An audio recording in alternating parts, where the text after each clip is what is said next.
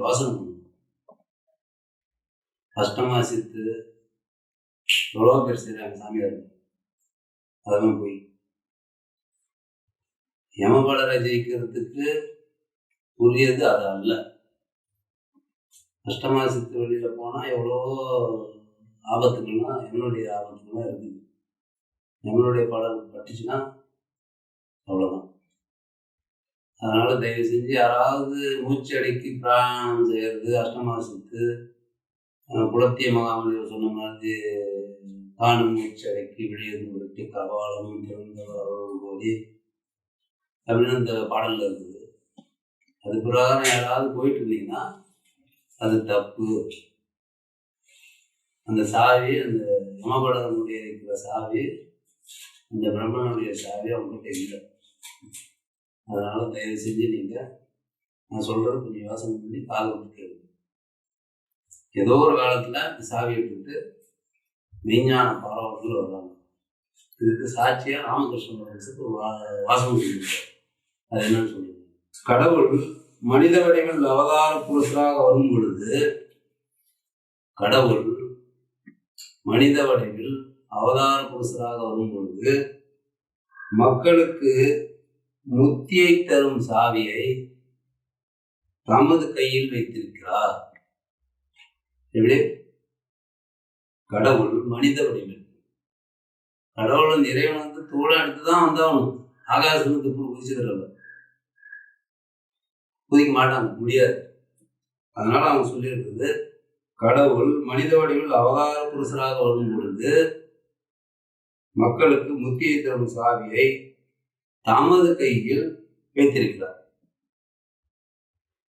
இது எங்களுடைய குலத்தந்தை, அனந்தர் குலத்தந்தை, யமபலரை முறையடிக்கிற வல்லவர் மெய்வழி சாலையாண்டவர்கள் அவர்கள் திருவுள்ளத்தில் அவர்கள் கையில் அந்த சாவி இருக்கிறது. சர்வ உலகத்திலும் எங்கும் இல்லை, யார் கையிலும் இல்லை. அந்த சாவி இருக்கிறதுக்கு அடையாளம் என்ன? 10 இறைவன் 10 கட்டளைகளும் மனசுக்கு கொடுத்தான். 10 கட்டளை நீங்க நினைச்சிட்டு இருக்கீங்க. 10 கமாண்ட்மெண்ட்ஸ், பிக்சர் பவரையெல்லாம் பாருங்க. 10 கட்டளைகள் இருந்தான். 10 அடையாளத்தோட அடக்கம் வருது அவன் கொடுத்து அனுப்பின கட்டளை. அந்த கடமையை நிறைவேற்று. நான் ஒருத்தரை அனுப்புனேன், சித்தர் முத்தர்கள் எல்லாத்தையும் அனுப்புவேன், ஏற்பாட்டு கர்த்தர்கள் அனுப்புவேன், கடவுளர்கள் அனுப்புவேன், தீர்க்கதரிசிமார்கள் அனுப்புவேன். அவங்க மூலியமா உங்களுக்கு ரெக்கமெண்டேஷன் எனக்கு கொடுப்பாங்க.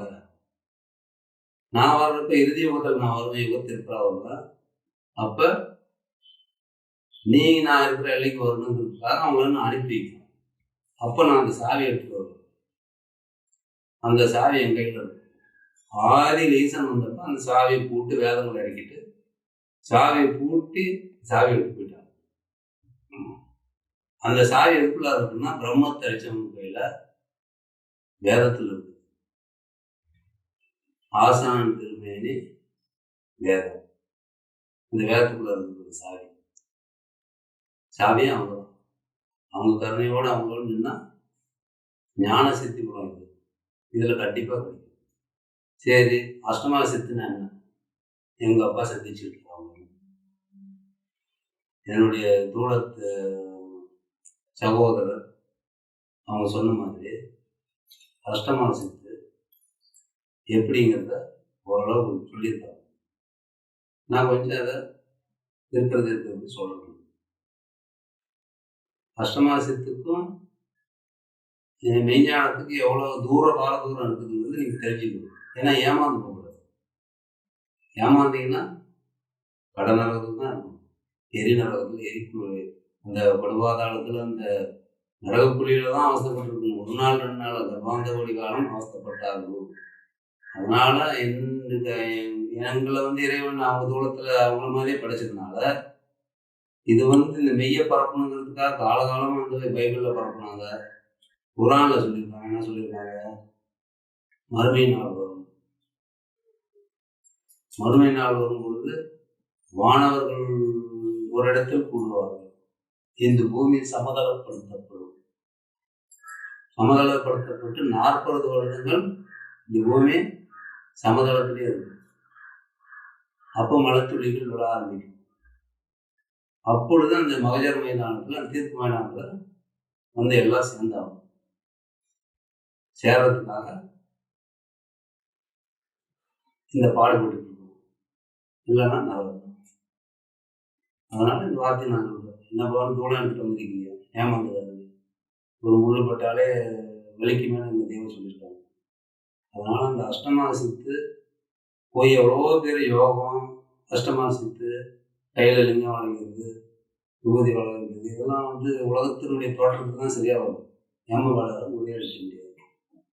அதனால அந்த அஷ்டமா சித்தை எங்க தந்தை பார்த்துருக்காரு. 9 பேரை சந்திச்சிருக்காங்க உருவாயிருக்காங்க.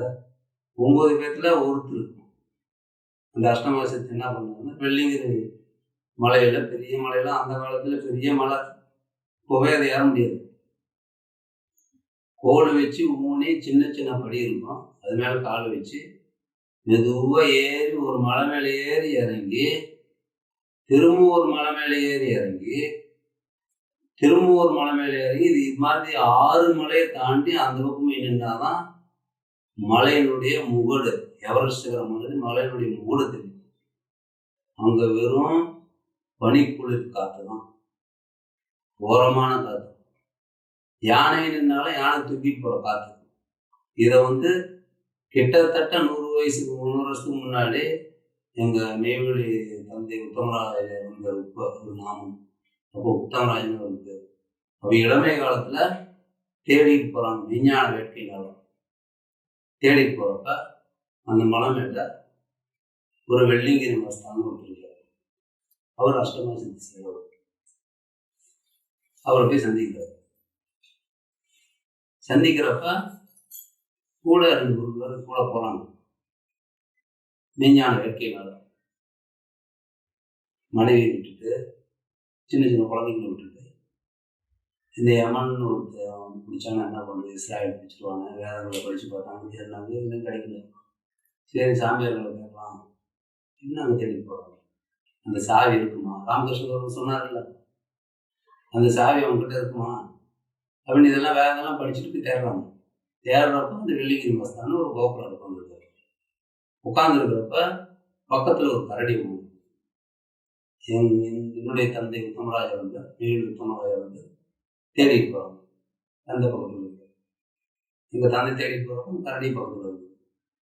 அது இவங்க கிட்ட போனோம்னா ஒரு பயந்துட்டு நம்ம அப்படின்னு வெள்ளிங்கிரி மஸ்தான அவர் யாருன்னா ஜிடி நாயுடு குரு, விஞ்ஞானி ஜிடி நாயுடு இருந்தார், அவருடைய குரு. அவரே பேசாம அப்படின்னு கரடி பேசாம ஆயிடுச்சு. கஷ்டமா அதை அடக்கி வச்சிருக்காங்க. அப்புறம் அவங்க சந்திச்சாங்க. அவங்க அப்புறம் என்ன இதுன்னு கேட்குறப்ப, எங்களுக்கு இந்த ஞான மரத்தை தாங்க அப்படின்னு கேட்குறாங்க. அவங்க என்ன சொல்றாங்க, இல்லை என்கிட்ட அந்த சாவி இல்லை, அந்த சாவி கொண்டு வரதுக்கு ஒருத்தர் வருவாங்க, அவங்களும் தான் அவங்க கிட்ட கேட்டது, எங்களுக்கு அதிகாரம் இல்லை. எனக்கு தெரிஞ்ச இந்த அஷ்டமா சித்து நான் சொல்லி கொடுக்குறேன், எனக்கு தெரிஞ்சது இவ்வளவுதான் அப்படின்ட்டு இவங்களை கூட்டிகிட்டு அந்த மலையெல்லாம் திரும்புறாங்க. திரும்புறப்ப பசி எடுக்கிறப்ப பசிக்குள்ள மனசுக்கு எதை தேடிமா பசி எடுக்குங்களா. உடனே கேட்டோம்னா எங்க அண்ணன் பேசினார்ல, கல்லைத்தான் மண்ணைத்தான் காய்ச்சித்தான் அப்படின்னு பேசுற பாடினார்ல, அந்த மாவுக்கல்லை பார்த்துட்டு இந்த கல்லை பிடிக்கிட்டு அதில் தலைகளெல்லாம் போட்டு புடம் போட்டு அது சூடு பண்ணோன்னா, இந்த வெள்ளையாக்கிற மாதிரி சூடு பண்ணோன்னா அதை எடுத்து இப்படி நசுக்கணும்னா பொறுப்பிலேயே போயிடுச்சு. உடனே தண்ணி கலந்துட்டு எல்லாருக்கும் பேசிஞ்சு குழந்தைலாம் பேசிஞ்சு ஒரு உருண்டை அதான் சாப்பிடும். ஞானத்தை தேடிட்டு போனதுக்கு என்ன, ஒரு வேளை சாப்பிடும். அப்புறம் அதை சாப்பிட்டுட்டு அது மாதிரி ருசி எங்கேயுமே இல்லை. அப்புறம் குழந்தைங்களுடைய கவனம் வந்துச்சு. அங்கேருந்து ஒரு மீன் ஓடிட்டு இருந்து அந்த குளத்துல குழந்தைங்களுக்கு இறைவன் ஆதாரம் கொடுத்துட்டு அங்கே இருந்துட்டு அந்த நினைவோட அங்கே போவாங்க. அது மீனெல்லாம் சாப்பிட்டோம்னா என் பிள்ளைங்களும் அங்கே தனியாக இருப்பாங்க, யாராவது கொடுங்க அப்படின்னு. அப்பவும் அந்த இறைவனை தான் இருந்துச்சு. இறைவனை என்னைக்கு மறந்தோம். அவங்களோட இந்த உலகத்தில் உள்ள யாருமே இல்லை. எடுத்துருக்கிறது யாரும் எடுத்துருக்கு. அவங்கள மறந்தா நம்பினவங்கன்றாரு, நம்பாதவங்களுக்கு எமராது திருவிழா வார்த்தையே. அப்படி அந்த அஷ்டமாசியத்தை செஞ்சுக்கிட்டு அவங்க சொல்லிட்டு இருக்கப்ப நிறைய செஞ்சுருக்காங்க. ஒரு கல் எடுத்து கொடுப்பாங்க, புஷ்பராக மஞ்சள் எடுத்து கொடுத்து பார்த்து இப்படி கொடுத்தா மஞ்சள் ஆகிடும். அப்புறம் ராத்திரியில் ஒரு பாட்டிலுக்குள்ள ஏதோ தலையெல்லாம் போட்டு போட்டு கொண்டு போய் கோகுலார் வச்சுட்டா இருட்டாயிடும். இல்லை, கோகுலார் வச்சுட்டா வெறும் பிரகாசமாக இருக்கும். அது மாதிரி பிரகாசம் எங்கேயுமே பார்த்ததுலாம் எனக்கு அப்பா சொல்லுது. அது மாதிரி அஷ்டமாசத்துக்காரங்களாம் பார்த்துட்டு இதில் நீங்களும் கைவிட்டா எனக்கு யார் இருக்காங்க அப்படின்னு அவர்கிட்ட அழுது கேட்டப்ப, உனக்கு ஞானிகளுடைய அந்த சாவி உனக்கு கிடைக்குன்னா, ஞானிகளை நீ சந்திக்க முடியும்னு உனக்கு இருந்துச்சுன்னா நான் ஒரு சோதனை வைக்கிறேன் வா அப்படின்னு மலை மூட்டில் கூட்டு போய் அங்கே பாரு ஏதாவது தெரியுதான்னு வந்துருக்கவங்க கூட இருக்கவங்க 4 பேர் இவங்களையும் கேட்குறாங்க. ஒவ்வொருத்தரும் மரம் தெரியுது, பெரிய மரம் தெரியுது, அங்கே ஒரு மலை தெரியுது, இது புளி தெரியுது, கரடி தெரியுது, காட்டெரும்பு தெரியுது, இப்படி சொன்னாங்க. எங்கள் அப்பாவை கேட்டப்ப மனுஷ புறங்களாம் தெரியுதுங்க, வெறும் மனுஷ புறங்களாம் அவங்க தெரியும். அப்போ சொன்னாங்க, நீ கண்டிப்பாக ஞானத்தை நீ அடைய, உனக்கு அந்த சாவி கிடைச்சே ஒரு தைரியமாக போகணும் அப்படிலாம் பாடுறது. அந்த அஷ்டமாசத்துக்கிட்ட வந்து அதுவும் கற்றுக்காம ஏன் அது கொஞ்ச நாள் அது வேணாம், நமக்கு யமபடரை முறையடிக்கிற ஒரு இது இருக்குது, நரகத்தில் போய் மாட்டிட்டு என்ன பண்ணுறது அப்படிங்கிறது ஒரு வேட்கை. ஏன்னா இளமையிலே ஒரு கிணத்துல குதிக்கிறப்போ ஒரு ரொம்ப திகுமுடான ஒரு இடத்துல போய் மாட்டிக்கிட்டாங்க. இனி போயிடுச்சு உயிர், இனி இல்லைன்னு நினைக்கிறப்ப மேலே வந்து ஒரு ஒளி வந்துடுது, குலதெய்வத்தெல்லாம் வேண்டியிருக்காங்க. அப்போல்லாம் சாலைக்கு வரல, நிகழ்ச்சி சாலைக்கு வரல. அதை வெளிச்சோம்னா அது பிடிச்சி மேலே வந்தோம்னா அன்னைக்கு நினைச்சாங்க, ஆஹா மனிதனுடைய உயிர் போறப்ப இவ்வளோ அவஸ்தையா. ஏன் அதை சொல்றோம்னா, யமனச்சம் வந்து இல்லாம, யமனச்சம் இல்லாத வாழ்வு எவ்வாழும் வாழ்வு தீர்ப்பு வேதத்தினுடைய தீர்ப்பு. ஞானத்துக்கு முதல் படியே அச்சம், யமனச்சம். அது இல்லைன்னா ஞானத்துல நிலைநிச்சு நிற்கவே முடியாது அவனால. எல்லாருமே அப்படி அந்த அஷ்டமாசியத்தாங்க முடிச்சுக்கிட்டு திரும்பவும் அவங்க கூட இறங்கி வந்துட்டு எங்க பாலேசினே ஒரு உலக சுந்தரத்தை சந்திக்கிறாங்க. அவங்க சந்திச்சப்ப அவங்க கூட்டிட்டு போறாங்க, இந்த நாகர்கோவிலுக்காக கூட்டிட்டு போறாங்க. இவங்க கேட்கறாங்க, எங்க அருபத்துல அவங்க இருக்கான்னு சொல்றீங்களா, அவங்க எழுதி பார்க்க முடியும். ஏசுபெருமான காலத்துல எழுப்பி பேசினாங்க, ஒவ்வொரு காலத்துல வந்தவங்களே எழுப்பி பேசியிருக்காங்களே, அவங்களை நம்ம எழுப்பி பேசணும்ல, நிரூபணை செய்யுங்க நீங்க அப்படின்னு கேட்டப்போ அவங்க கூட்டிட்டு போயிருக்கு நாகரோட சமாதிக்கு. போயிட்டு 48 நாள் விரதம். எப்படி விரதம்? அவ்வளவு வெள்ளம் தண்ணி போட்டு கொட்டிட்டு தேவனுடைய கழுமலையில் எப்படி கொட்டி சாப்பிட்டாங்க. எதோ படிச்சு ஒரே ஒரு வேலை மத்தியானம் மாத்திரம். 48 நாள் விரதம் இருக்கிறப்போ வயிறு புண்ணாகும். எப்போ பார்த்தாலும் இறைவனுடைய நாமத்தை பேசிக்கிட்டு அதை பற்றியே நினச்சிக்கிட்டு இருக்கிறப்ப வயிறு வாயெல்லாம் புண்ணாகும். எவாக்குமே இல்லையாது, ஏன்னா இடம் தெரியாமல் நிற்கிறதில்ல, அதனால அது பிடிச்சிருக்கு. உள்ளப்புறம் புண்ணாகிறப்ப அந்த மலைப்பழம் தோல் அவங்க நிறைய சாப்பிட்டாங்க போட்டுருப்பாங்க, அதான் தரிசனி கேட்பாங்க. அதை வந்து எடுத்து தோலெல்லாம் தொட்டிக்குள்ளார போட்டு வச்சுட்டு அதை எடுத்து மென்று சாப்பிடுவாங்க. இப்போ 48 நாள் இருந்ததுக்கப்புறம் இவங்க என்ன பண்ணுவாங்க, ஒரு ராத்திரியில் சமாதி ஸ்தலத்தில் போய் உள்ள உட்காந்து தெரியுது பார்க்கலாம், நாகர்கோவில் தெரியுது பார்க்கலாம், உலக சுந்தரம் சொல்ல இவங்க அழுகுறாங்க, தெரியலையே அப்படின்னு அழுகுறாங்க. அப்போ என்ன தோடு அப்படின்னா அவங்க தொடர்றப்ப நாகர்கோவில் அந்த பிம்பம் அவங்களுக்கு பார்வை எழுந்து அனுபவிச்சிருக்காங்க.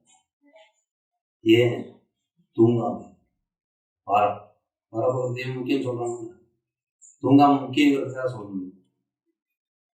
அப்புறம் அதை பார்த்தோம்னா, இப்படி எனக்கு நீ உங்கள்கிட்ட 12 வருஷமா நீங்க முடிச்சிருக்கீங்க, நான் முடிச்சதுனால எனக்கு தெரிஞ்சதா, உனக்கு தெரியல, நீ அவங்க வர்றப்போ அதெல்லாம் நீ இது பண்ணிக்கோ, எனக்கு அதெல்லாம் கொடுக்க முடியாது அப்படின்னு சொல்லிட்டு அவங்களும் கை விட்டு போயிட்டாங்க. நான் வருங்காலத்துக்கு ஒரு ஏக சக்கராதியாக வருவேன். எந்த வம்சத்தில் வருவேன்னா சந்திரகிர வம்சத்துல நான் வருவேன். ஏக சக்கராதிபதியா வருவேன். நான் அப்போதான் சந்திக்கிறது கடைசி அப்படின்னு இதே நாட்டாமலை இருந்துட்டு சொன்னாங்க. இப்படி வருவாங்க தெய்வம், இந்த இடத்துலையும் வருவாங்க. உங்கள்கிட்ட நீ கொடுத்து வச்சவங்க, நீ ஏன் கவலை அப்படின்ட்டு ஏக சக்கராதிபதி அவங்க வருவாங்க. அவங்க வர்றப்ப நான் யுக முடிஞ்சதுக்கப்புறம் சக்கராதிபதி ஏக சக்கராதிபதி நான் பிறப்பேன். அதுக்காக எனக்கு ஒரு தவம் கொடுத்துருக்காங்க. அது 12 வருஷம் நான் முடிச்சுட்டு வந்திருக்கேன். எங்க மலை உச்சி மேல இருந்துட்டு பகலெல்லாம் தூங்காம இருக்கணும், ராத்திரி எல்லாம் அந்த சந்திரனை பார்த்துட்டு ஐக்கியம் பண்ணிக்கிட்டே இருக்கணும். 12 வருஷமும் தூங்காம அதை நான் முடிச்சுட்டு வந்திருக்கேன்டா. எனக்கு இறைவன் கொடுத்துருக்காரு தான் எனக்கு குருவருமான். அதை முடிச்சுட்டு வந்துட்டு இன்னும் நிறைய வேலை இருக்கு, நான் போகணும், நான் அவங்களை சந்திக்க முடியாது அப்படின்ட்டு அழுது இவங்க கேட்டிருக்காங்க. அப்போ என்ன கிடைக்கல, நீங்களும் விட்டுட்டு போறீங்க, அவங்களை எப்படி நான் அடையாளம் கண்டுபிடிக்கிறது அப்படிங்கிறத தேவரகசியங்களை பரிபாசையை பேசுறதுலாம் நிறைய சொல்லியிருக்காங்க. இவங்க பரிபாசையை பேசுவாங்க. தேகத்தில் 12,000 தேவரகசியம் இருக்குது, அகமுகத்தில் 12,000 இருந்தது, அதெல்லாம் வெளிப்படுத்துவாங்க. நால்வதி ஒன்று 70 தோற்றம் இதெல்லாம் எல்லாமே பிடிச்சிக்கிறாங்க தெய்வம், அதெல்லாம் வெளிப்படுத்துவாங்க அப்படின்னு அவங்க சொன்னாங்க. அது பிரகாரம் அவங்க திருச்செங்கோலுக்கு வந்தப்ப சந்திச்சாங்க. ஆனா அவங்க சொல்லிட்டு போனது, இந்த சந்திரா வம்சத்துல நான் ஏக சக்கராதிபதி வருவேன் அப்படின்னு அவங்க சொல்லிட்டு போகிறது. ஏன் அதை நான் அழுத்தி எழுதி சொல்றேன்னா, ஏன் சொல்றேன் இன்னும் கொஞ்சம் யோசனை பண்ணுங்க. ஏன்னா பாட்டே அவங்களுக்கு கிடைச்சதுல 2 பேரு தெய்வம் ஒண்ணு ராமலிங்க சுவாமி, 2 பேரும் இவங்க கடையை வச்சாங்க, கொள்வாரலே கட்டிவிட்டான்ட்டாங்க. தெய்வம் பிரமாணமா நம்மளெல்லாம் வித்த எடுத்துட்டாங்க. அதுக்கு முன்னாடி வந்தவங்க பீமண்ணா ஒருத்தர், இவர் ஒருத்தர், உலக சுந்தரம், அவங்க கையில இருந்துச்சு. அப்பேற்பட்ட அந்த உலக சுந்தரத்தை பாட்டையவங்க மாலாத்திகளை சந்திச்சு 12 வருஷம் முடிச்சுட்டு தீர்க்க தர்ஷமா இந்த எல்லைக்கு வருவாங்க. அந்த சாலையெல்லாம் வரல, ஏழ்சாலை இல்லை, காடு. உலக மகா யுத்தம்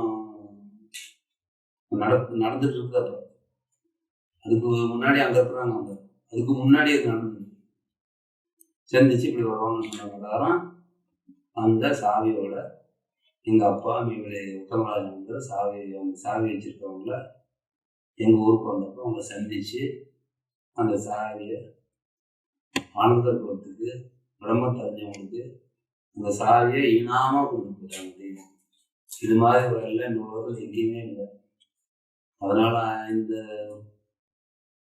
கல் செம்பு அது இது அஷ்டமாசித்து இதெல்லாம் போய் மூக்குக்கு வெளியே மூச்சு ஓடாதவங்களுடைய எங்களுடைய சாலையான ஒரு தெய்வமானது அஷ்டமாசத்தை பற்றி பூங்கொழி கண்ணிங்கிற ஒரு பாடல் அந்த கண்ணியில சொல்லியிருக்காங்க. என்ன சொல்லியிருக்காங்க?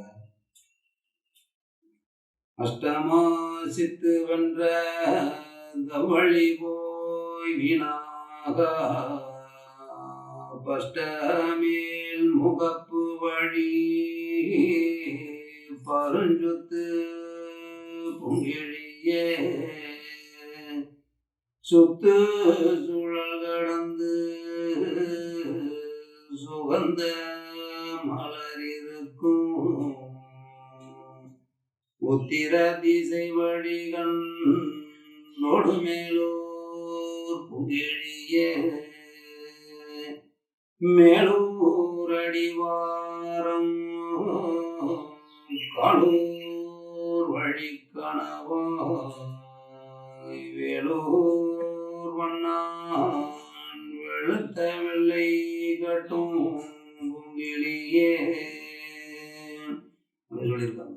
இப்படி நிறைய சொல்லியிருக்காங்க, எவ்வளோ இருக்கு. அதனால அந்த சித்தில போகக்கூடாது. நம்ம திரிகாலம் கண்ட புசுண்ட முனிவர் ஆகபுசுண்டர்களான் அருளி செய்த தெய்வத்தினுடைய ஆதி அந்தம் என்கிற ஒரு பாடல், தோத்திர பாடல். ஆதியும் இல்லை அந்தமும் இல்லை என்பதற்கு அடையாளமாக ஒரு பாடல். இடப்பாகம் இருந்தவளும் இவளே மூலம் இடப்பாகம் இருந்தவளும் இவளே மூலம் இருவருக்கும் நடுவான திவளே மூலம் தொடக்கான தொடக்கத்திற்கிவளே மூலம்